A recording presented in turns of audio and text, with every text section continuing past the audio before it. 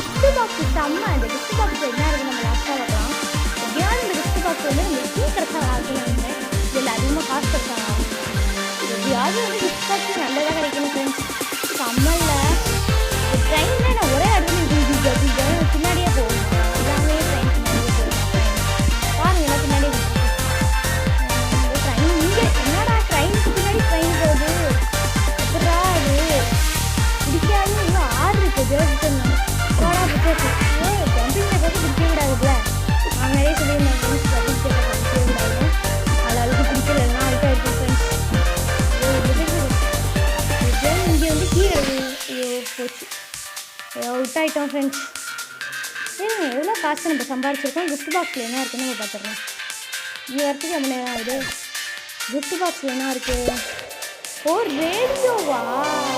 50க்கு நம்ம 8 தான் ஃப்ரெண்ட்ஸ் வாங்கியிருக்கோம்.